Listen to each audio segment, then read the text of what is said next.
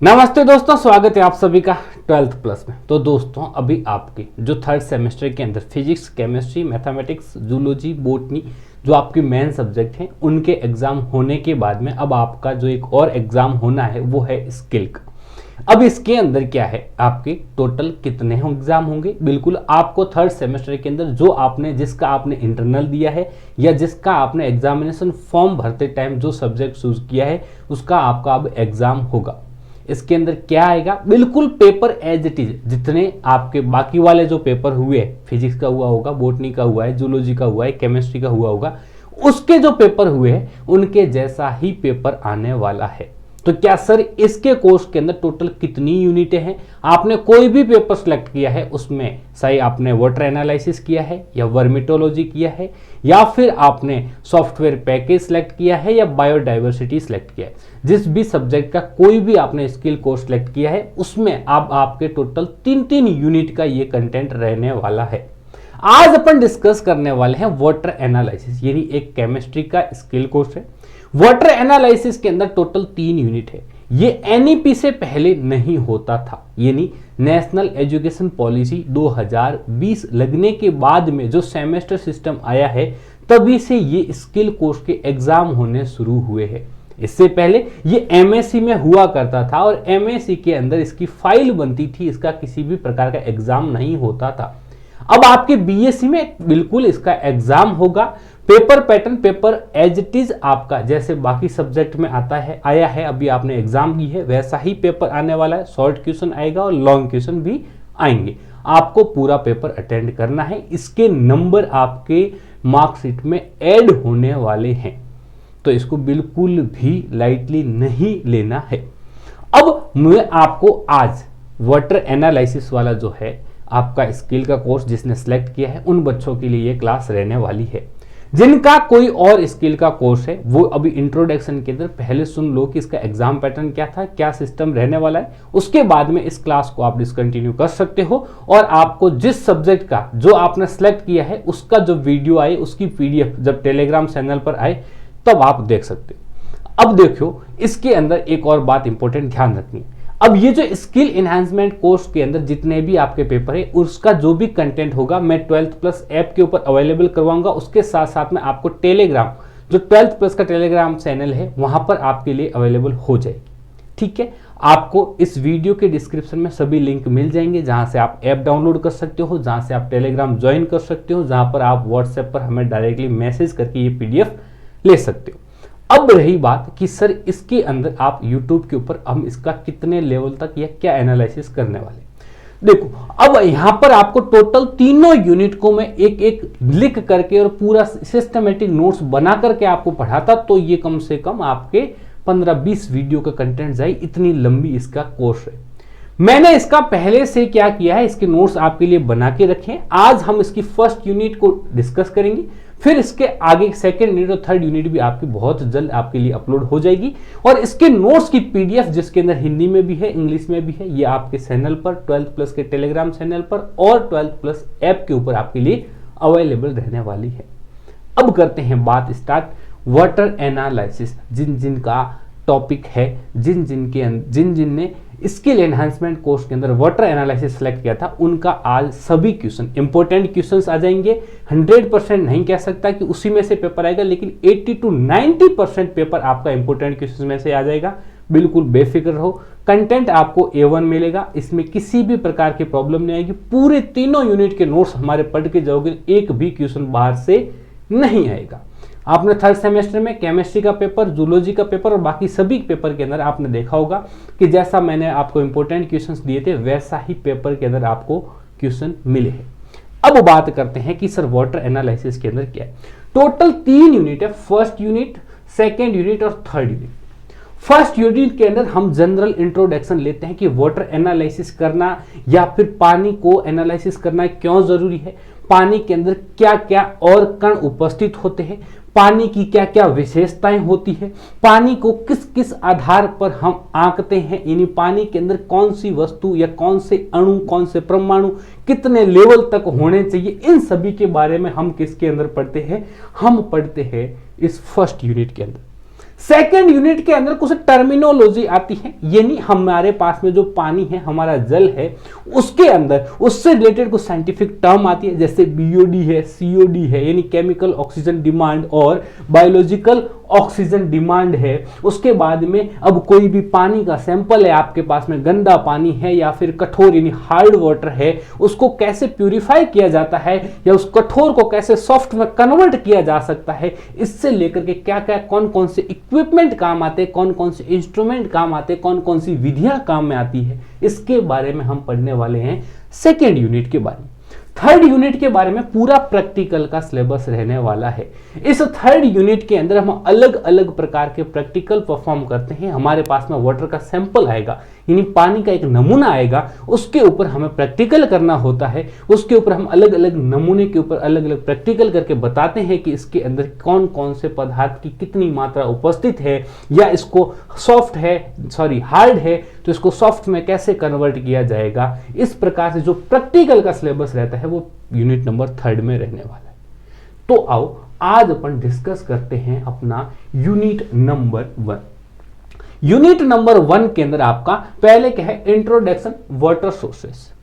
अब मुझे बात बताओ, जैसे आपके पास में आपके घर के अंदर पानी के सोर्स कौन कौन से, सीधी सी बात है, आपके घर के अंदर फ्रिज के अंदर पानी की बोतल रखी हुई तो वो आपके लिए पानी का सोर्स है। लेकिन इस पूरी सृष्टि के लिए पृथ्वी के ऊपर टोटल कितने प्रकार के पानी के सोर्स अभी अवेलेबल है, उसमें से हमको 3 टाइप के पढ़ने हैं। कौन कौन सा पढ़ना है, ग्राउंड वाटर, सरफेस वाटर और म्युनिसिपैलिटी वाटर सप्लाई। यानी अपने पास में जो भूजल है उसको, और जो सतही जल है यानी जो नदियां बहती है उनके बारे में, और जो नगर पालिका हमारे घरों तक पानी की सप्लाई करती है, इस पानी की क्या खासियत है, तीनों की अलग अलग क्या खासियत है, क्या कमियां हैं, क्या क्या इनके उदाहरण है, इसके बारे में अब हम पढ़ने वाले। अब मुझे एक बात बताओ, सबसे पहले यह पढ़ते कि वाटर एनालिसिस पढ़ना जरूरी क्यों है। पानी पृथ्वी के ऊपर टोटल लगभग जो पृथ्वी है वो 70 से 71% जो पृथ्वी है वो पानी से घिरी हुई है, लेकिन उसमें से सिर्फ 3% पानी है जिसको हम पी सकते हैं, यानी हमारे पीने लायक है। बाकी सभी पानी कैसा है, पीने लायक नहीं है। तो सर ये जो वाटर एनालिसिस हम पढ़ रहे हैं या ये स्किल कोर्स हम इसलिए पढ़ाया जा रहा है ताकि हम क्या कर सकते हैं, वो जो बाकी वाला पानी है उसको पीने लायक बना सके, या हमारे पास में कोई पानी है तो हम बता सके कि इसके अंदर क्या ये पीने लायक है या फिर नहीं है। सिर्फ पानी को हम पतले कपड़े से या फिर किसी छन्नी से छानने से भी उस पानी को प्यूरिफाई नहीं होता है। पानी को सिर्फ गर्म कर देने से वो पानी प्यूरिफाई नहीं हो जाएगा। सिर्फ आरओ के अंदर डालने से सभी प्योरिटी, पानी के अंदर जितनी भी अशुद्धियां थी वो सब हट जाएगी, ऐसा जरूरी नहीं है। ऐसे जितने भी डाउट होंगे वो आज आपके क्लियर होने वाले। अब देखो, सबसे पहले इसके अंदर हम क्या करने वाले हैं, जनरल इंट्रोडक्शन करते हैं कि पानी को हम प्यूरिफाई क्यों करते हैं, क्योंकि ये हमारे लिए बहुत ही जरूरी है। और जरूरी इसलिए भी है, पीने के लिए भी जरूरी है, तो वैसे ही हम खेती करेंगे तो उसके लिए भी पानी का एक स्टैंडर्ड वैल्यू होनी चाहिए। ऐसा नहीं है कि खारे पानी में भी खेती हो जाए, ऐसा बिल्कुल भी नहीं है कि पानी के अंदर किसी भी प्रकार की कोई अशुद्धियां हैं, पानी के अंदर कोई मिनरल्स ज्यादा है तो वो सिर्फ ऐसा नहीं कि मानव काम में नहीं ले सकता, बहुत सारे जीव जंतु भी काम में नहीं ले सकते, खेती में काम में नहीं ले सकते, और वो इंडस्ट्री में भी काम में नहीं आता है। तो पानी का प्यूरिफिकेशन करना या पानी की एनालिसिस करना या पानी के बारे में पढ़ना हमारे लिए जरूरी हो जाता है, क्योंकि ये सभी सेक्टर के लिए उतना ही इंपॉर्टेंट है जितना इंसान के लिए इंपॉर्टेंट है। इसके बारे में अब मुझे एक बात बताओ, हम पहले सबसे पहले पढ़ते हैं किसके बारे में, पानी के सोर्स कौन कौन से हैं।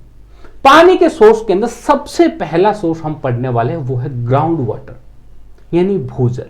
जैसे जो जो गांव से आते हैं, जिन्होंने ट्यूबवेल देखी है, जिन्होंने कुएं देख रखे हैं, उनको पता होता है कुएं का जो पानी होगा जिसको हम भूजल बोलेंगे, यानी किसी चट्टानों के बीच में से पानी निकालो या कोई गड्ढा खोद करके जो पानी निकाला जाता है, वो सारे सोर्सेज जो होंगे वो सब हमारे किसके होते हैं, भूजल के होंगे या फिर ग्राउंड वाटर के होंगे। अब भूजल के अंदर क्या कमियां हैं, पहली बात इसको प्राप्त करने के लिए यानी इस रिसोर्सेज से पानी निकालने के लिए हमें क्या करना पड़ेगी, मेहनत करनी पड़ेगी। दूसरी बात, ग्राउंड वाटर, क्योंकि ये कहाँ होगा, या तो किसी बड़ी चट्टान के बीच में होगा या फिर कहाँ है कि हमारी जमीन है उसके अंदर से निकाला गया है। तो जमीन के अंदर बहुत सारे अलग अलग प्रकार के मिनरल्स हो सकते हैं, अलग अलग प्रकार के बहुत सारे कंपाउंड उसके अंदर मिक्स हो सकते हैं, जो इस पानी के स्टैंडर्ड वैल्यू को क्या करते हैं, कम करते हैं। पानी के अंदर इम्प्योरिटी को क्या करते हैं, इंप्रूव करते हैं। अब इम्प्योरिटी बढ़ जाएगी, इम्प्योरिटी इंक्रीज हो जाएगी, अशुद्धियां इंक्रीज हो जाएगी, तो हमारे पीने के लिए काम में नहीं आता। अब गांव का कोई स्टूडेंट है तो वो बोलेगा सर हम तो कुएं का पानी पीते हैं, हमारी तो कभी बीमारियां नहीं हुई है। बिल्कुल ऐसी बात नहीं है कि सारा पानी ही गंदा है। कुछ कुछ ऐसे एरिया होते हैं, या आपने गांव में बात ये सुन रखी होगी बुजुर्गों से कि अभी बारिश का मौसम है, अभी बारिश हुई है, तो उसमें भी पानी के लेवल बढ़ना, पानी का लेवल घटना, पानी के अंदर पानी का जो कलर है वो भी परिवर्तित होता है। तो ये सब किस वजह से हो रहा है कि सर उसके अंदर अलग अलग पानी का जनरल फॉर्मूला क्या है, H2O, लेकिन उसके अलावा उसके अंदर कोई और परमाणु ऐड हो रहा है, कोई और अणु उसके अंदर ऐड हो रहा है, तो वो सारी इसके अंदर क्या आ जाएगी, इम्प्योरिटी के रूप में आने वाली है। तो हमने इस ग्राउंड वाटर के अंदर क्या पढ़ते हैं कि ग्राउंड वाटर हमारे लिए क्या रहता है, ये प्राकृतिक कारणों के आमतौर पर सतह के पानी की तुलना में साफ तथा भूजल के आधार पर घुले हुए खनिज हो सकते हैं। यानी अब ये जो पानी जो भूजल जनी हम इस ग्राउंड वाटर क्या होगा कि जैसे नदियां वगैरह जो बहती है, नदी बहेगी तो सीधी सी बात है उसके अंदर लोग, उसके बाहर से इंडस्ट्री का कचरा भी आएगा, लोग भी कुछ कचरा डालेंगे, या फिर पेड़ पत्ते धूल मिट्टी भी उसके ऊपर क्या हो सकता है, उसके अंदर मिक्स हो सकती है। लेकिन जो पानी ग्राउंड वाटर है उसको जब हमने कहां से निकाला है, सर हमने उस भूमिगत पानी को बाहर निकाला है, तो उसके अंदर क्या नहीं हो सकता, उसके अंदर बाहर की कोई इन्वायरमेंट का कोई बाहर का कोई भी कण नहीं मिला हुआ है, लेकिन जो भूमि के अंदर की तरफ जो मिनरल्स थे, जो खनिज थे, वो तो मिले हुए होंगे। ठीक है, उसके बाद में उदाहरण क्या है, कुएं का पानी। झरने के पानी को हम सतही जल बोलेंगे। कब, जब वो झरना बह नहीं रहा है, झरना एक नदी की तरह बहना शुरू हो जाएगा, तो हम उसको कौन सा पानी बोलेंगे, क्योंकि तब हमारे लिए वो पानी क्या हो जाएगा, सतही हो जाएगा, सरफेस वाटर हो जाएगा। लेकिन यदि झरना किसी बाहर बड़े पत्थरों के बीच में से, यहाँ यानी पहाड़ के बड़ी चट्टानों के बीच में से आ रहा है, तो वहां से क्या क्या होगा, वो भूमि के अंदर से, या बड़ी चट्टान है उसके बीच में ऐसे क्या है, खोखला है, वहां पर जो पानी इकट्ठा हो रखा है, तो उसके अंदर भी क्या हो सकता है, ग्राउंड वाटर टाइप उसका बना हुआ होगा। तो उसको हम किसके अंदर कैलकुलेट करते हैं, इसके अंदर ग्राउंड वाटर या भूजल के अंदर करते हैं। अब इसका लाभ क्या है, अपेक्षाकृत सुसंगत गुणवत्ता, सतह प्रदूषण के लिए कम संवेदनशीलता। यानी सतही जो जल होगा, जो नदियों का जल है, जो बड़े कुंड में भरे हुए जल है, उसके कंपैरिजन में तो ये अच्छा होगा, लेकिन ऐसा नहीं है कि इसके अंदर किसी भी प्रकार की इंप्योरिटी नहीं होगी। इंप्योरिटी बिल्कुल इसके अंदर 100% पाई जा सकती है। वो कौन सी होगी, वो उस खनिज, कुछ खनिज तत्व इसके अंदर उपस्थित हो सकते हैं। जैसे कि ये आपके सामने एग्जाम्पल दिखा है, ये कुआं है, इसके अंदर जो पानी निकालोगे वो आपका भूजल का एग्जाम्पल होगा। इस प्रकार से हम इसको समझ सकते हैं कि इसके अंदर बहुत सारी अलग अलग लेयर होती है। इन लेयर के बीच में जो पानी से जस्ट अटैच लेयर होती है वो कौन सी होती है, वो सॉइल की जो लेयर होगी, इसके अंदर कुछ तत्व होंगे जो इस पानी के अंदर मिक्स होते हैं, और वो हम बाहर निकालते तो वो हमारे पानी के साथ में ऐड होते हैं।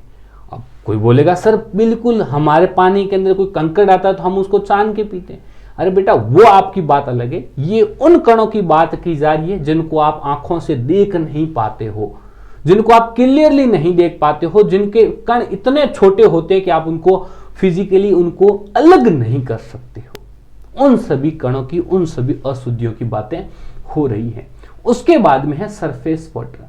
सरफेस वाटर यानी सतही जल, पृथ्वी की सतह पर पाया जाने वाला पानी, यानी विभिन्न स्रोतों, जैसे कि आपका नदी है या फिर कोई तालाब है, उसके अंदर क्या हो सकता है, नदी के अंदर कोई इंडस्ट्री का पानी भी है, यानी किसी भी फैक्ट्री का पानी जो वेस्ट वाटर था वो भी नदी में डाल दिया, या मानव ने भी क्या किया, यानी हमारे द्वारा या जीव जंतुओं के द्वारा या प्रकृति में किसी बाढ़ आई है तो पूरे जंगल का जो कचरा था वो साफ करके किसके अंदर आ गया, नदी के अंदर आ गया। तो बहता हुआ जो पानी है, चाहे नदी का हो या ठहरा हुआ पानी कोई तालाब का है, वो सभी जो सतह के ऊपर है उन सोर्सेज को सतही जल बोला जाएगा, जैसे नदियां, झीलें, तालाब या फिर जलाशय। अब इसका एक ही बेनिफिट है, अब पानी नदी का है, बह रहा होगा, ले लिया, तालाब के अंदर पानी पड़ा, ले सकते हो। ग्राउंड वाटर को क्या करना पड़ता था, हमें या तो मोटर की या हमें हाथ से उसको निकालना पड़ता था, अधिक परिश्रम करना पड़ेगा। लेकिन जो सतही पानी है उसको आसानी से उपलब्ध किया जा सकता है, लेकिन इसके अंदर इंप्योरिटी ज्यादा होगी, इसके अंदर अशुद्धियां ज्यादा होगी। ठीक है, उसके बाद में इसको पानी को काम में लेने से पहले हमें बहुत ज्यादा उपचार करना पड़ेगा। अब ये आता है आपका तीसरा, जैसे एग्जाम्पल के रूप में आपके पास में ये पीडीएफ आपको मिल जाएगी, वहां पर आप समझ सकते हो कौन कौन से पानी इसके एग्जाम्पल होने वाले। अब जो नगर पालिका बड़े बड़े शहरों में, यहाँ गांव की बातें नहीं हो रही है, गांव में भी सप्लाई होती है तो बराबर पानी प्यूरिफाई नहीं होता है। गांव में अभी भी यदि वाटर सप्लाई हो रही है तो कैसे हो रही होगी, ग्राम पंचायत लेवल पर क्या है, ट्यूबवेल से पानी निकाला, किसी एक होद के अंदर इकट्ठा किया और उसके बाद में वहां से डायरेक्ट पंप से सप्लाई कर दी घरों के अंदर। लेकिन जो बड़े शहर है वहां पर क्या किया जाता है, या तो आपके ग्राउंड वाटर या आपका सरफेस वाटर, यानी सतही जल, किसी नदी का पानी है या आपने किसी कुआं का पानी है, वो एक जगह इकट्ठा होता है। इकट्ठा होने के बाद में उसको पहले प्यूरिफाई किया जाता है, उसको अलग अलग ट्रीटमेंट से गुजार करके उस पानी को पीने लायक बनाया जाता है और उसके बाद में उस शहर के अंदर क्या की जाती है, सप्लाई की जाती है। ये सप्लाई टैंकर के द्वारा हो सकती है, ये सप्लाई पानी की पाइपलाइनों के द्वारा हो सकती है, ये अलग अलग उसके रूप हो सकते हैं। लेकिन ये तीसरा टाइप है। अब इन तीनों में हमारे एग्जाम में क्या आ सकता है, बड़ा क्वेश्चन आएगा किस टाइप से, कि तीनों के बारे में पूछेगा, आपको सिर्फ इतना ही लिख के आना है जितना मैंने बताया। उसके बाद में यदि पूछते सबसे बेस्ट कौन सा रहेगा, सबसे बेस्ट ये रहेगा जो नगर पालिका के द्वारा दिया जा रहा है। आपके सिलेबस में तीन ही है।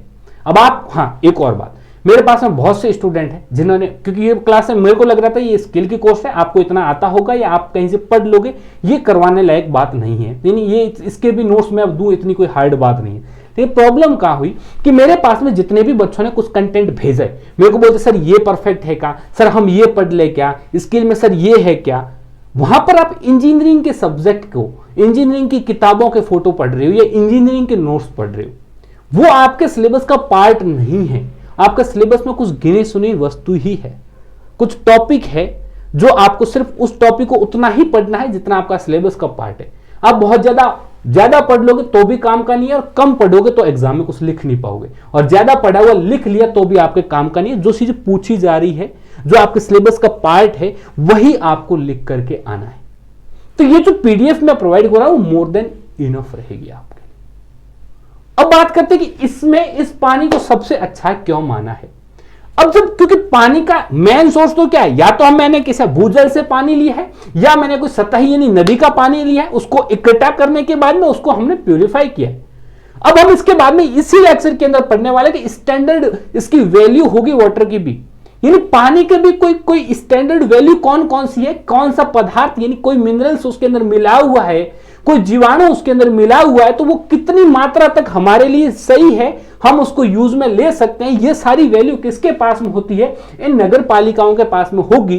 वो इसके आधार पर उस पानी को क्या करेंगे, प्यूरिफाई करेंगे, फिर उस पानी की सप्लाई करेंगे। अब जो ग्राउंड वाटर जो उन्होंने निकाला है या जो नदी का पानी उन्होंने लिया है, उस पानी को पूरे तरीके से क्या करेंगे, पहले उसका ट्रीटमेंट करेंगे, उसके बाद में सप्लाई करेंगे। तो इसमें के अंदर जरूरी क्या है कि इसके अंदर अशुद्धियां होने की पॉसिबिलिटी बहुत कम है। बिल्कुल जो दिल्ली का रहने वाला है या जो बॉम्बे का रहने वाला है, कहीं बाहर का स्टूडेंट है, तो वो बोलेगा सर नहीं, हमारे तो जो नगर पालिकाएं पानी भेज रही है सर, बिल्कुल उसके अंदर तो टर्बिडिटी बहुत ज़्यादा है, यानी गंदगियाँ बहुत ज़्यादा है, पानी का कलर ही सर ब्लैक है। तो वहाँ ये ढंग से काम नहीं कर रही है।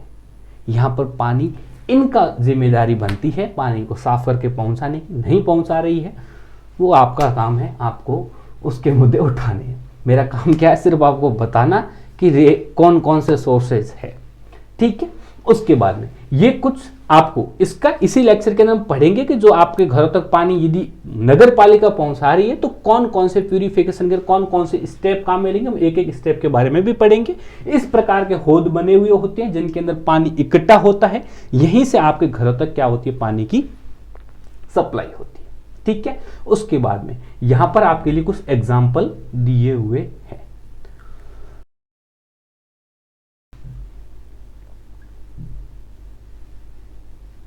ठीक है, ये हो गए आपके एग्जाम्पल। सतही वाटर के अंदर जैसे नदियां होगी, गंगा नदी सिंचाई तथा अन्य उद्देश्यों के लिए उपयोग में लाई जाती है। और दूसरा भूजल, अभी भी ग्रामीण क्षेत्रों के लोग पीने के पानी कुओं के ऊपर भी निर्भर है। नगर पालिका बड़े शहरों के अंदर काम करती है, छोटे शहरों में भी अभी पानी की यदि सप्लाई हो रही है और प्यूरिफाई होके हो रही है तो हम उसको इसके अंदर कंसिडर करने वाले। अब बात करते हैं पानी की विशेषताएं, ये नहीं आपकी कौन कौन सी विशेषताएं पानी की होनी चाहिए। देखो, पानी की हम केमिकली, फिजिकली और आपकी बायोमेडिकल, ठीक है। अब देखो, कुछ जीवाणु हो सकते हैं या कुछ केमिकल लेवल पर हो सकता है या कुछ भौतिक लेवल पर हो सकता है। रासायनिक लेवल, भौतिक लेवल और जीवाणुवीय स्तर पर हमें क्या करना है, इसके अंदर कुछ चीजें देखनी। सबसे पहले हम देखते हैं फिजिकल प्रॉपर्टीज या फिर भौतिक गुण या भौतिक विशेषताएं। इसके अंदर टोटल आपकी 3 अलग अलग हम पढ़ रहे हैं। सबसे पहले टेम्परेचर, कलर, ऑर्डर और टर्बिडिटी। टेम्परेचर या तापमान के अंदर, अब देखो आप बोलते हो सर हमने गर्मियों के अंदर गर्मियों के अंदर ठंडा पानी पीते हैं, सर्दियों के अंदर गर्म पानी पीते हैं, तो सर टेम्परेचर से यहां हमारा क्या लेना देना। यानी हम इस गुण के बारे में यह पढ़ना चाहते हैं कि पानी के अंदर कौन सा पानी परफेक्ट माना जा सकता है। तो फिर परफेक्ट किसको मानेंगे कि टेम्परेचर इसका स्टैंडर्ड रहना चाहिए। किसके लिए? अब हम भी पानी पीते हैं तो मुश्किल से हमारे शरीर का तापमान है, उस तापमान के अनुसार पानी होना चाहिए। लेकिन हम तो यदि ठंडा भी पी सकते, गर्म भी पी सकते। लेकिन जो जीव किसके अंदर रह रहे हैं, जो पानी के अंदर रह रहे हैं, यानी जो जलीय जीव है, यदि पानी बहुत ज्यादा गर्म हो जाएगा या बहुत ज्यादा ठंडा हो जाएगा। अब कुछ ठंडे जीव जो कुछ ठंडे प्रदेश में रहने वाले हैं, यानी वो कुछ ऐसे जीव भी है जो ठंडे पानी में भी रहते हैं, कुछ ऐसे जीव है जो गर्म पानी में रहते हैं, कुछ ऐसे जीव है जो सामान्य पानी में रहते हैं। अलग अलग एग्जाम्पल है, बहुत सारी अलग अलग मछलियां भी हैं जिनके अलग अलग सेक्टर के हिसाब से, यानी कुछ यहां पर पाई जाने वाली है तो वो उसको अलग टेम्परेचर वाले पानी में डालोगे तो वो मर जाएगी। ऐसा क्यों? क्योंकि उन जीवों की अपने आप में क्या विशेषता है। आपके शरीर का तापमान जो है वो फिक्स है, क्या उससे ज्यादा आप अभी गर्मियों के अंदर शरीर का तापमान नहीं बदल रहा है आपका, आपकी बॉडी के अंदर उतनी ही एनर्जी काम में आती है कि आपके बॉडी का टेम्परेचर को क्या करती है, मेंटेन रखती है। तो इसी प्रकार से जो जलीय जीव होंगे उनका भी एक बॉडी टेम्परेचर फिक्स होता है। तो पानी यदि ज्यादा गर्म है, ज्यादा ठंडा है तो वो क्या कर सकता है, नुकसान पहुंचा सकता है। दूसरी बात है कलर। अब पानी का कलर कब बदलता है, पानी होना कैसा चाहिए। यदि पानी शुद्ध है, पानी एकदम प्योर है तो वो कलरलेस होना चाहिए, रंगहीन होना चाहिए। लेकिन पानी में कोई कलर आ रहा है, चाहे वो कोई भी कलर हो, तो उसके अंदर जरूरी क्या है, ये किसको इंडिकेट कर रहा है कि पानी में कोई कलर है। तो सीधी सी बात है, उस पानी में क्या है, गंदगी है, उस पानी में इंप्योरिटी उपस्थित है। कौन सी गंदगी हो सकती है, कौन सी इंप्योरिटी हो सकती है, बिल्कुल अकार्बनिक हो सकती है, कार्बनिक हो सकती है, या कुछ जीवाणु उपस्थित हो सकते हैं। तो ये क्या है, ये जो कलर है ये क्या है, एक मापन है। किसका सर, इंप्योरिटी का। किसके अंदर, पानी के अंदर। उसी प्रकार से ऑर्डर यानी गंध। अब पानी एकदम गंधहीन होना चाहिए। पानी के अंदर कभी कोई स्मेल आई है आपके, फूलों के अंदर आ सकती है लेकिन पानी के अंदर नहीं आई है। तो पानी के अंदर जैसे आप किसी गंदे नाले के पास में से होकर गुजर रहे हो तो नाले के अंदर क्या, पानी तो बह रहा है लेकिन उसके अंदर क्या आती है, अलग गंध आएगी। उस पानी का कलर अलग है, तो कलर अलग है वो किसको इंडिकेट कर रहा है कि वो पानी के अंदर क्या है, इंप्योरिटी है। अब उस गंदे नाले वाला जो पानी है वही कैसा आपका वेस्ट वाटर है, और वेस्ट वाटर ट्रीटमेंट के अंदर हम क्या करते हैं, उसी पानी को क्या करते हैं, प्यूरिफाई कर सकते हैं। तो प्यूरिफाई करने टाइम क्या ध्यान रखेंगे, उसमें से गंध रिमूव करनी है, उसमें से कलर रिमूव करनी है, उसका टेम्परेचर सेट करना है, फिर उसकी टर्बिडिटी। टर्बिडिटी मतलब मिट्टी, धूल जो क्या करते हैं, पानी को पारदर्शी न होने देते हैं। पानी की पारदर्शिता खत्म करने का काम कौन करता है, टर्बिडिटी करती है, जिसको हम क्या बोल सकते हैं हिंदी में, गंध बोल सकते हैं, ये गंदगी बोल सकते हैं। इंग्लिश में ही याद रखो, आसानी से अच्छा रहेगा। ये तो हो गया आपका भौतिक विशेषताएं। अब पढ़ते हैं भौतिक विशेष, जैसे टर्बिडिटी जो आपकी है, जिसको हम गंदगी बोल देंगे, उसमें ये पानी एकदम साफ है, इसमें टर्बिडिटी क्या है, बिल्कुल जीरो है, बहुत लो है। इस पानी को आप देखोगे, इसमें सीधी सी बात है कुछ धूल के कण गुड़े हुए हैं, कुछ मिट्टी है या कुछ अशुद्धियां आ गई है, जिसकी वजह से इसकी टर्बिडिटी क्या हो गई है, ज्यादा हो गई है। तो हमारे लिए कौन सा पानी सही रहेगा सर, लो टर्बिडिटी। बिल्कुल सिंपल है, बिल्कुल इजी है, बहुत शानदार है। नोट्स आप एक बार पढ़ लोगे तो आपको समझ में आ जाएंगे, कोई रॉकेट साइंस की बात इसमें नहीं की गई है, ठीक है। उसके बाद में ये तो क्या होगी फिजिकल, अब आ गई केमिकल। केमिकल के अंदर आता है pH, hardness, dissolve oxygen, other chemical. PH, पानी का पीएच कैसा रहना चाहिए सर, 7 रहना चाहिए। अब 7 से कम है तो भी पानी हमारा काम का नहीं है, 7 से ज्यादा है तो हमारा पानी काम का नहीं है। जो पानी है उसकी पीएच 7 रहनी चाहिए, 7 से कम है या ज्यादा है इसका मतलब क्या है, उसके अंदर इम्प्योरिटी है, चाहे वो अम्लीय हो चाहे वो क्षारीय हो।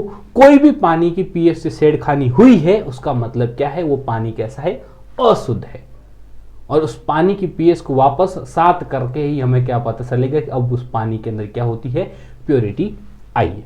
उसके बाद में हार्डनेस यानी कठोरता, पानी के अंदर क्या, हार्डनेस, कठोरता, जिसको हम आम भाषा के अंदर खारा पानी भी कह सकते हैं। ये किस वजह से होता है, ये कैल्शियम या फिर मैग्नीशियम, कैल्शियम या फिर मैग्नीशियम के sulphate, calcium sulphate, magnesium sulphate, calcium carbonate, magnesium carbonate, calcium chloride, magnesium chloride, ये इस प्रकार के कंपाउंड आपके पानी के साथ में यदि मिक्स है तो वो कैसा पानी है, वो कठोर है। वो जल कैसा है, कठोर जल है, हार्ड वाटर है। इस कठोरता को दूर करना आवश्यक है। इस कठोर जल को हम डायरेक्टली काम में नहीं लेते हैं या बहुत कम काम में लेने की कोशिश करते हैं। यह कठोर जल आपके लिए उपयोगी नहीं होता है। जैसे एग्जाम्पल दोगे एग्जाम में इस टाइप का क्वेश्चन, क्योंकि इंपॉर्टेंट क्वेश्चन के अंदर मिलेगा, ये कठोर जल को काम में नहीं लिया जाता या हार्ड वाटर जो आपका है वो यूज नहीं होता है या कम होता है, ऐसा क्यों होता है, या कठोर जल को आपका सॉफ्ट वाटर यानी हार्ड वाटर को सॉफ्ट वाटर में कन्वर्ट करना क्यों जरूरी है। तो वहां पर आप लिखते हो कि ये हमारी त्वचा को खराब कर सकता है, ये हमारी फसलों को खराब कर सकता है, और ये क्या है, जैसे नॉर्मली क्या हम साबुन है उसके में झाग नहीं आएंगे। ये किस वजह से है, ये कठोर जल की वजह से। उसके बाद में डिसॉल्व ऑक्सीजन, सेकेंड यूनिट के अंदर हम पढ़ने वाले हैं बायोलॉजिकल ऑक्सीजन डिमांड और केमिकल ऑक्सीजन डिमांड। वही क्या है, डिसॉल्व ऑक्सीजन। जैसे आपने सुन रखा होगा कि बहुत जो आपके पास में समंदर है उसके अंदर क्या है, यानी उसके अंदर आपके ऑक्सीजन की लेवल कम हो जाता है। कब, जब उसके ऊपर एक शैवाल की परत जम जाएगी या बहुत ज्यादा शैवाल यदि एल्गी उसके अंदर पनप जाती है तो वो उसके अंदर पानी के अंदर जो डिसॉल्व ऑक्सीजन होती है, पानी के अंदर जो ऑक्सीजन उपस्थित है, जिसको क्या हम बोलते हैं ना कि जैसे पानी के अंदर जो जीव रहते हैं वो भी जो अपने रेस्पिरेशन सिस्टम के लिए क्या करते हैं, ऑक्सीजन को ही तो काम में लेते हैं, लेकिन वो कभी भी वातावरण के अंदर जो ऑक्सीजन है उसको काम में नहीं लेकर के कौन सी ऑक्सीजन को काम में लेते हैं, तब हम बोलते हैं कि जो पानी के अंदर जो घुली हुई ऑक्सीजन होती है, डिसॉल्व ऑक्सीजन होती है, उसको काम में लेते हैं। तो पानी प्यूरिफाई कौन सा करेगा, शुद्ध पानी कौन सा होगा, जिसके अंदर डिसॉल्व ऑक्सीजन का स्टैंडर्ड वैल्यू उपस्थित हो, यानी बीओडी की वैल्यू सही हो, सीओडी की वैल्यू सही हो। बायोलॉजिकल ऑक्सीजन डिमांड और केमिकल ऑक्सीजन डिमांड सही होगी तो ही वो पानी हमारा शुद्ध होगा, अन्यथा कैसा होगा, इम्प्योर वाटर होगा, अशुद्ध होगा। उसके बाद में अदर केमिकल, मरकरी हो गया, लेड हो गया, आर्सेनिक हो गया, नाइट्रेट हो गया, सल्फेट हो गया, या अदर कितने भी प्रकार के कोई भी अणु यदि उस पानी के अंदर उपस्थित है तो वो उसको क्या करते हैं, इम्प्योर बनाते हैं। अब इन सभी को पीएच को सही कैसे करेंगे, ये सेकेंड यूनिट के अंदर हम पढ़ने वाले। पीएच को सही करने के लिए क्या करते हैं, पीएच मीटर को काम में लेते हैं, पानी को पीएच देखेंगे। उसके बाद में हार्डनेस को भी, इसको भी सही करने के लिए ईडीटी ट्रीटमेंट करेंगे, ethylene diamine tetra acetic acid को काम में लेंगे। ये सभी क्या है, ये इसके पैरामीटर है, इनके ऊपर हमें खरा उतरना होता है, इसके लिए हमें ट्रीटमेंट करना होता है पानी का। उसके अलावा अब रहता है अपना कौन सा, ये रासायनिक गुण या रासायनिक विशेषताएं भी हमने देखी, और सबसे लास्ट अपनी रहने वाली है बायोलॉजिकल यानी आपकी जैविक विशेषताएं। पानी के अंदर कोई जीवाणु उपस्थित है जैसे ई कोलाई, तो वो क्या कर सकता है, आपका हैजा या फिर टाइफाइड जैसी बीमारियां फैला सकता है।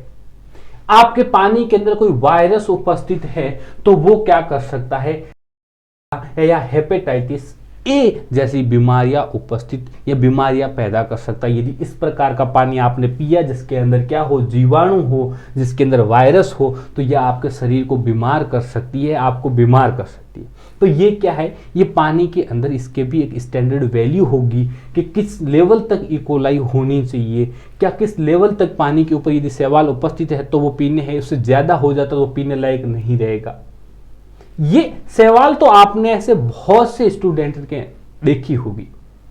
कोई भी आपने जहां पर बहुत ज्यादा टाइम तक कोई भी पानी यदि ठहरा हुआ रहता है, यानी आपके घरों के अंदर कोई कुंड बना हुआ है बड़ा सा, या आपने तालाब का पानी देखा होगा, उसके ऊपर जो परत सी छड़ी हुई रहती है, किस कलर की, नीले कलर की, वो शैवाल है। वो क्या है, आपका शैवाल है। ये क्या करता है, ये बायोलॉजिकल ऑक्सीजन डिमांड और केमिकल ऑक्सीजन यानी जो डिसॉल्व ऑक्सीजन होता है उसको घटाने का काम करता है। कौन, ये शैवाल। तो ये भी क्या करते हैं, ये सभी यदि जीवाणु उपस्थित है ज्यादा मात्रा में, वायरस ज्यादा मात्रा में, या शैवाल ज्यादा मात्रा में है, या ये एक स्टैंडर्ड वैल्यू के अंदर नहीं है, तो भी पानी हमारा कैसा होगा, इम्प्योर होगा, पानी के अंदर इम्प्योरिटी उपस्थित होगी। ये लो, ये इस प्रकार से शैवाल हो सकता है, ये इस प्रकार से वायरस हो सकता है, ये इस प्रकार के जीवाणु उसके अंदर उपस्थित हो सकते हैं पानी के अंदर, जो आपको आंखों से कतई दिखाई नहीं देंगे। ये शैवाल आपको आंखों से दिखाई दे रहा है, आंखों से दिखाई दे रहा है, लेकिन इसने हानिकार क्या कर दिया, आंखों से दिखाई दिया, आपने इसको क्या कर दिया, अलग कर दिया। आपने इसको फिजिकली इसको अलग करना पॉसिबल था, अलग तो कर दिया, लेकिन अब क्या कर दिया इसने, जो पानी था उसमें से जो डिसॉल्व ऑक्सीजन थी उसकी मात्रा कम कर दी। अब ये शैवाल बहुत ज्यादा यदि पानी पर आ जाएंगे तो इस पानी के अंदर यदि कोई जीव है तो वो मरेंगे। क्यों, क्योंकि उसको सांस लेने में दिक्कत आएगी, इसके अंदर जो डिसॉल्व ऑक्सीजन थी वो शैवाल ने क्या कर दिया, खत्म कर दिया। तो इन सभी को हमें क्या करना होता है, ध्यान में रखना है। अब आती है वाटर स्टैंडर्ड वैल्यू। एक BIS यानी अपने पास में, ये तो भारत की है और ये कैसा है, वर्ल्ड का है। WHO आपने नाम सुन रखा होगा, वर्ल्ड हेल्थ ऑर्गेनाइजेशन। अब जैसे पूरे दुनिया के लिए, पूरे वर्ल्ड के लिए कि कौन सा पानी सही है, किसके अंदर किसकी यानी टर्बिडिटी की मात्रा कितनी होनी चाहिए, उसके अंदर उसकी हार्डनेस की वैल्यू कितनी होनी चाहिए, कठोरता कितनी होनी चाहिए, उसके अंदर नाइट्रेट किस मात्रा तक उपस्थित है तो पानी चलेगा, अपने पीने के लिए काम में लिया जा सकता है, इन सभी के बारे में जानकारी देगा कौन। ये ऐसा तो है नहीं कि घर के अंदर तो आपके घर के मुखिया है उसकी बात चल जाएगी, लेकिन इसकी जो अभी यहां पर घर का मुखिया तो काम में नहीं आने वाला, उसको तो नहीं पता कि पानी के अंदर कौन कौन सी चीजें होनी चाहिए। हम ज्यादा से ज्यादा क्या कर सकते हैं, पानी को 2 से 3 बार अलग अलग कपड़े से या अलग अलग चलनी से सान सकते हैं, लेकिन क्या उससे पानी प्यूरिफाई हो रहा है, बिल्कुल नहीं हो रहा है। पानी के अंदर कौन कौन सी वैल्यू या कौन कौन सा मिनरल कितनी मात्रा में है तब तक वो आपके लिए सही है, ये कौन बताएगा, ये WHO बताएगा या BIS बताएगा। ये दोनों क्या है, ये तो भारत की इंस्टीट्यूट है, भारत की कोई क्या है, संस्था है, और वो कैसी है, वो पूरी दुनिया की संस्था है।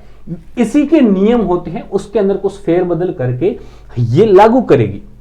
अब ऐसा क्यों, क्योंकि पानी भारत का अपना एक अलग, पूरी अपनी एक अलग डाइवर्सिटी है, तो जरूरी नहीं है कि दूसरे देशों के लिए जो पानी उपयुक्त है वो हमारे लिए उपयुक्त हो, नहीं भी हो सकता है, उसकी कुछ वैल्यू ऊपर नीचे होगी तो भी हम चलाते हैं काम, हम उसको काम में ले सकते हैं। तो इसके बारे में हमें कौन बताएगा, ये बताएगा हमें BIS, ठीक है। उसके बाद में ठीक है, अब इनकी एक वैल्यू का मैं आपको चार्ट दिखाता हूं। इसके अंदर यही लिखा हुआ है कि जो किसान जो काम में लेंगे पानी उसकी क्या क्या वैल्यू होनी चाहिए, जो इंसान काम में लेंगे उसकी क्या वैल्यू हो सकती है, और जो इंडस्ट्रीज काम में पानी लेगी उसकी क्या वैल्यू हो सकती है। इन सभी के बारे में डाटा कौन देगा, WHO देगा और BIS देगा। अब उनका डाटा एक इस फॉर्म में, यदि मैं एक टेबल के फॉर्म में आपके सामने लेके आऊं तो कुछ इस प्रकार से रहना चाहिए। अब ज्यादा नहीं तो कम से कम ये वैल्यूज टूटी फूटी आगे पीछे थोड़ा बहुत याद रख लेना, एग्जाम में पूछी जा सकती है, या फिर पूछे कि स्टैंडर्ड वैल्यू बताओ, तो आपको कुछ नॉलेज होना चाहिए। और कंपटीशन एग्जाम की तैयारी कर रहे हो और क्या बोलते हैं उसको, पॉल्यूशन डिपार्टमेंट से रिलेटेड कोई भी आपको कंपटीशन एग्जाम दोगे तो आपके लिए बहुत जरूरी हो जाएगा। जैसे यानी pH कितनी रहनी चाहिए, टर्बिडिटी कितनी होनी चाहिए, आपका डिसॉल्व सॉलिड कितना होना चाहिए, हार्डनेस किसके रूप में, कैल्शियम कार्बोनेट के रूप में कितनी होनी चाहिए, नाइट्रेट, फ्लोराइड, आर्सेनिक, लेड और इकोलाई कितनी मात्रा में होनी चाहिए, कौन सी इसकी यूनिट लगनी चाहिए, ये सभी बातें कौन बता दिया, ये इसका डाटा किसने दे दिया, WHO और BIS ने डाटा दे दिया। ये दोनों टेबल को हिंदी मीडियम इंग्लिश मीडियम वालों को दोनों के लिए दे दी, कोई बहाना नहीं है कि सर हमें पता नहीं क्या लिखा हुआ है, दोनों आराम से समझ सकते हो। कोई भी कंटेंट एक एक लाइन हिंदी इंग्लिश दोनों में दी गई है, सिर्फ एक बार पढ़ना है, सब कुछ समझ में आएगा। ठीक है, नहीं आता है तो बिल्कुल कमेंट करो, मैं आपको समझाऊंगा। अब बात आती है, ठीक है, क्योंकि तीनों यूनिटों को मैं अभी अच्छे से सब कुछ समझाने बैठूंगा तो एग्जाम निकल जाएंगे और नेक्स्ट ईयर तक आपके काम में नहीं आने वाली, इसलिए जो नोट्स है वो बहुत ही सिंपल तरीके से जितना जरूरी था उतना ही डाला है मैंने, और इनसे आपका पूरा काम हो जाएगा, एक भी क्वेश्चन आपका बाहर से नहीं आएगा, बेफिक्र रहो। सिर्फ इतना काम, ये एक बार पीडीएफ पढ़ के जाओ, और इसमें से कुछ दिक्कत आती है तो व्हाट्सएप नंबर के ऊपर मैसेज करो, आपको हाथों हाथ समझाऊंगा मैं। ठीक है, अब बात करते हैं कि सर इसके अलावा सर इन वैल्यू को क्या 100% याद रखना है? नहीं, कुछ कुछ वैल्यू है जिसको आप याद रखोगे तो अच्छी बात है। ठीक है, जैसे पीएच कितनी होनी चाहिए, टर्बिडिटी कितनी होनी चाहिए, हार्डनेस कितनी होनी चाहिए, इस वैल्यू को आप 2-3 वैल्यू को याद रख लोगे। ठीक है, अब उसके बाद में ये तो हमने कौन कौन से, जो ऊपर हमने हार्डनेस पढ़ लिया, पीएच पढ़ ली, उसके बाद में डिजॉल्व ऑक्सीजन पढ़ ली, इसके बाद में कुछ और पैरामीटर आते हैं, जैसे आपका टोटल डिजॉल्व सॉलिड जिसको टीडीएस बोलते हैं, यानी कोई सॉलिड पार्टिकल है, कोई भी आपका अकार्बनिक कार्बनिक यानी कोई कण उसके अंदर मिले हुए जो टर्बिडिटी को बढ़ाएंगे तो उसकी भी एक वैल्यू फिक्स है कि इससे ज्यादा है तो वो पानी हमारे लिए काम का नहीं रहने वाला है। ठीक है, अब देखो तीसरा बात आती कंडक्टिविटी यानी चालकता। अब सर इसका पानी का इम्प्योर होने से क्या लेना देना है? सर देखो, कोई भी ये जो आपका क्या है, कंडक्टिविटी किसके ऊपर डिपेंड करती है, चालकता किसके ऊपर डिपेंड करती है? सर आयनों के ऊपर। अब यदि इसके अंदर कोई इम्प्योरिटी के रूप में कोई कार्बनिक या अकार्बनिक आयन मिले हुए होते हैं तो क्या करती है, कंडक्टिविटी को इंक्रीज कर देंगे। तो ये पानी की कंडक्टिविटी बढ़ रही है तो वो किसको किसको इंडिकेट कर रहे हैं कि सर इसके अंदर इम्प्योरिटी की मात्राएं क्या हो रही है, बढ़ रही है।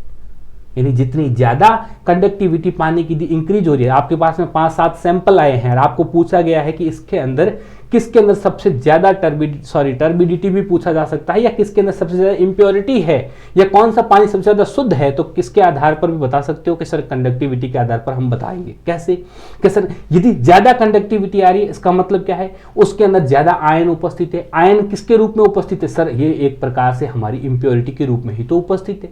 तो ये कंडक्टिविटी भी किस कंडक्टिविटी से भी हम क्या समझेंगे कि पानी कितना प्यूरिफाई है या फिर पानी के अंदर कितनी मात्रा में अशुद्धियां मिली हुई है।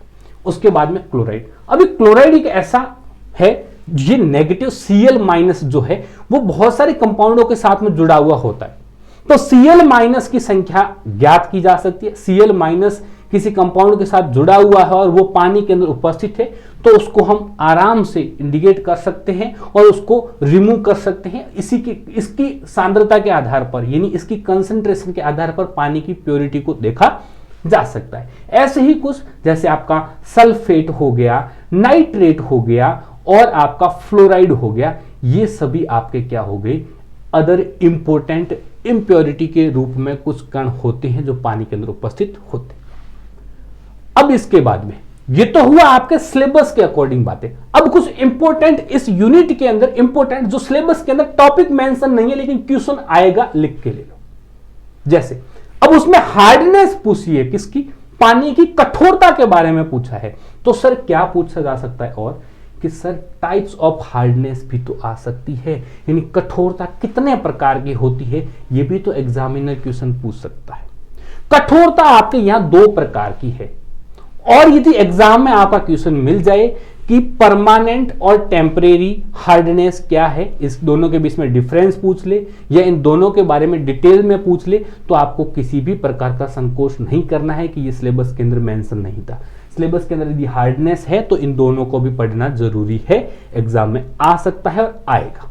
ठीक है, जैसे टेम्परेरी हार्डनेस और परमानेंट हार्डनेस, यानी आपका स्थायी कठोरता और अस्थायी कठोरता। अस्थायी कठोरता कब होगी, जब कैल्शियम और मैग्नीशियम, कौन, कैल्शियम और मैग्नीशियम के साथ में यदि बाइकार्बोनेट फॉर्म में उपस्थित है, जैसे कौन सा, यदि कैसे कैल्शियम बाइकार्बोनेट और मैग्नीशियम बाइकार्बोनेट कठोरता किस वजह से हो रही थी? कैल्शियम और मैग्नीशियम की वजह से हो रही थी। अब यदि कैल्शियम और मैग्नीशियम बाइकार्बोनेट रूप में उपस्थित है तो वो कैसी है? टेम्परेरी हार्डनेस है। और वही कैल्शियम और मैग्नीशियम यदि सल्फेट के रूप में उपस्थित है, यदि क्लोराइड के रूप में उपस्थित है, तो वो कैसी है? वो परमानेंट हार्डनेस है, टेम्परेरी नहीं है। अरे समझ में आया क्या? टेम्परेरी या अस्थायी कठोरता कौन सी होगी? जब बार बार सोडियम का नाम आ रहा है, सोडियम बेसारा सॉफ्ट होता है, सोडियम आपका सॉफ्टनेस इंक्रीज करता है। ये हार्डनेस किसकी वजह से आ रही है? ये सर कैल्शियम और मैग्नीशियम की वजह से आ रही है। और यदि कैल्शियम और मैग्नीशियम बाइकार्बोनेट रूप में है तो वो टेम्परेरी हार्डनेस यानी आपका अस्थायी कठोरता प्रदर्शित करेगा। और स्थायी कठोरता कब आएगी? जब आपका कैल्शियम और मैग्नीशियम सल्फेट के रूप में उपस्थित हो या क्लोराइड के रूप में उपस्थित हो, तो वो कैसा होगा? परमानेंट हार्डनेस होगी।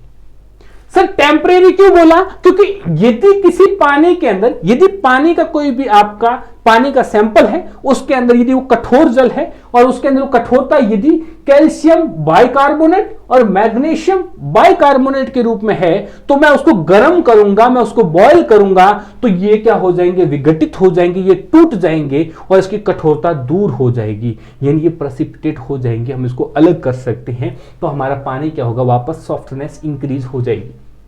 लेकिन ये जो परमानेंट है ये टूटेंगे नहीं, ये कंपाउंड टूटेगा नहीं। ये इसको हम गर्म करके इसका प्यूरिफिकेशन नहीं कर सकते, फिर इसको हम केमिकली प्रोसेस करेंगे, जैसे EDTA डाला या फिर धोने का सोडा यानी साबुन सर्फ मिला करके इसको प्रेसिपिटेट करेंगे, या अलग केमिकल प्रोसेस से इसको क्या करेंगे? प्यूरिफाई करेंगे या इसको सॉफ्ट करेंगे। लेकिन ये जो आपका टेम्परेरी हार्डनेस जो होती है, इसको हम गर्म करके पानी को क्या कर सकते हैं? सॉफ्ट कर सकते हैं।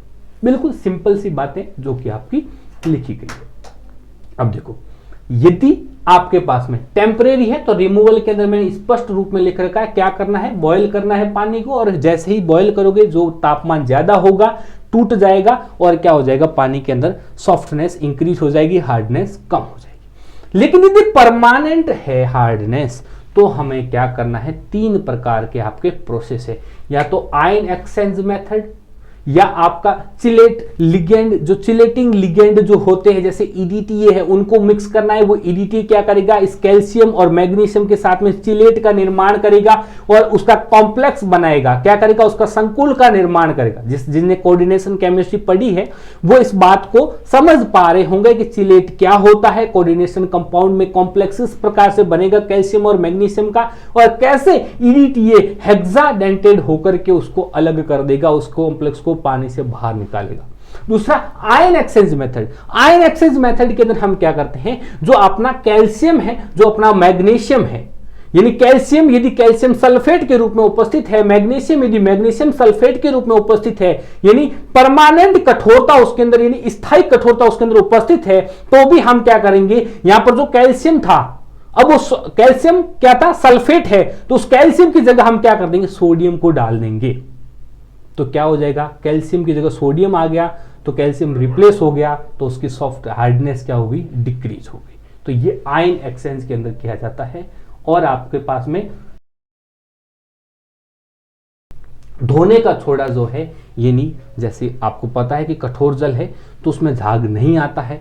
क्यों नहीं आता है? कि सर वो जैसे ही उसके साथ में रिएक्शन करते हैं तो क्या होता है कि सर वो अपना एक कॉम्प्लेक्स बना देते हैं, जिसकी वजह से प्रेसिपिटेट हो जाता है।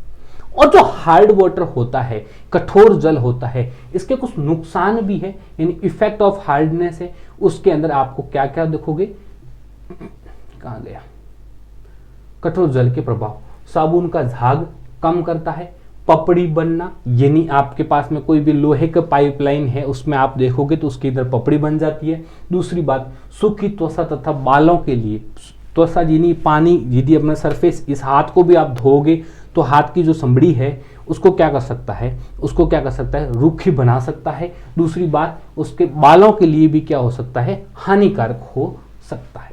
अब देखो दूसरी बात, ये सारे क्या है? ये भी इंपॉर्टेंट क्वेश्चंस की तरह मैंने पढ़ाया आपको, ये सिलेबस का पार्ट नहीं है, ये भी आपका एक इंपॉर्टेंट क्वेश्चन की तरह, यानी जो आपका हार्ड वाटर है उसको सॉफ्टनेस इंक्रीज करनी है, उसको सॉफ्ट वाटर की तरह लेके जाना है, तो क्या कर सकते हैं, एक आयन एक्सचेंज मेथड है। ये पूरा अच्छे से समझाया गया है कि किस प्रकार से एक कंटेनर के अंदर हार्ड वाटर आया, उसको हमने दूसरे कंटेनर के अंदर ट्रांसफर कर रहे हैं, उस कंटेनर के अंदर एक परमानेंट बेल्ट चलता है, उस बेल्ट के ऊपर बहुत ज्यादा सोडियम का लेप लगा हुआ है, और वो सोडियम का लेप जैसे ही हार्ड वाटर के कांटेक्ट में आता है तो हार्ड वाटर के अंदर क्या है, यानी कठोर जल के अंदर क्या है, कैल्शियम है और मैग्नीशियम है। वो कैल्शियम और मैग्नीशियम वाले जो अणु हैं वो जैसे ही सोडियम वाले बेल्ट के कांटेक्ट में आएंगे तो क्या हो जाएगा, सोडियम से रिप्लेस हो जाएंगे, और वो सोडियम कहां चला जाएगा, सोडियम उस पानी के अंदर चला जाता है, और कैल्शियम और मैग्नीशियम किस में, उस बेल्ट के ऊपर आ जाते हैं। तो इस प्रकार से उस पानी की क्या है, हार्डनेस को क्या किया जा सकता है, कम किया जा सकता है। तो इसका अच्छे से पूरा प्रोसीजर A to Z आपका हिंदी इंग्लिश दोनों के अंदर लिखा हुआ है, पढ़ लेना, आपको अच्छे से समझ में आ जाएगा। उसके बाद में हम लिखते हैं कि जो हमारे पास में जो पानी आता है, ये जो नगर पालिका यदि पानी को साफ करके भेजती है तो वो कौन कौन सा प्रोसेस काम में लेती है। यदि आप साइंस में थोड़ा बहुत इंटरेस्ट रखते हो तो 6, 7, 8 यानी छोटी क्लासों के अंदर भी जब साइंस में मॉडल बनाए जाते थे तो उसमें सबसे पहला और परमानेंट मॉडल आता है कौन सा, ये वेस्ट वाटर ट्रीटमेंट, पानी को शुद्ध करने वाला। तो उसमें हम ये सारे स्टेप काम में लेते हैं, फिल्टर करते हैं उसको थोड़ी देर ठहरा हुआ रखते हैं, उनमें से बड़े बड़े कणों को पहले अलग करते हैं, फिर छोटे कण अलग होते हैं, फिर उसको केमिकल ट्रीटमेंट दिया जाता है। तो वही ये सब आपका लिखा हुआ, इसके अंदर एक एक प्रोसेस लिखा हुआ पड़ा है, ठीक है, इसको आपको पढ़ना है। ये हो गई आपका पूरा प्रोसेस। पानी नदियों में से लेकर आ सकते हैं, कहीं कुएं का पानी आएगा, उसको स्टोर किया, फिर प्री क्लोरिनेशन हुआ, इस प्रकार से ये सारे प्रोसेस करते हुए हमारे घरों तक क्या है, सप्लाई होती है।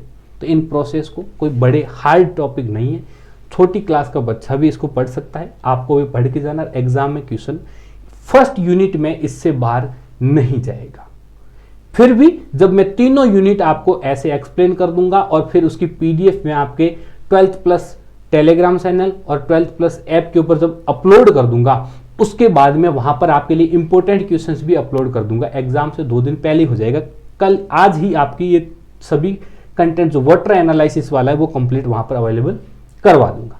अब रही बात कि सर यहां पर आपके पास में एक और छोटा सा क्वेश्चन है, वो है लिस्ट ऑफ इम्प्योरिटी। इम्प्योरिटी किस फॉर्म में हो सकती है, सॉलिड कणों के रूप में हो सकते हैं, अकार्बनिक हो सकते हैं, कार्बनिक हो सकते हैं, कुछ उसके अंदर डिजोल्व हो सकते हैं जो केमिकली फॉर्म में उपस्थित होते हैं। तो ये सारी चीजें यहाँ पर लिखी हुई है। और ये दूसरी बात है, हमने कुछ जीवाणुओं के बारे में पढ़ा, वो भी उसके अंदर हो सकता है। तो ये हो गई आपकी unit 1 water analysis complete. Unit 2 और यूनिट 3 आपकी बहुत जल्द अपलोड हो रही है। टेलीग्राम के लिंक और आपके व्हाट्सएप का लिंक और आपका उसके अंदर हमारे 12th प्लस के ऐप का लिंक इस डिस्क्रिप्शन बॉक्स में अवेलेबल करवा रहा हूं, वहां जाकर के इसकी पीडीएफ को देख लेना। अपने साथी क्लासमेट के साथ जरूर शेयर कीजिएगा।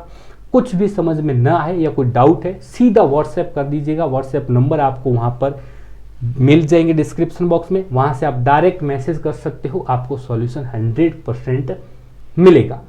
सेकेंड यूनिट, थर्ड यूनिट के लिए हाजिर रहिएगा।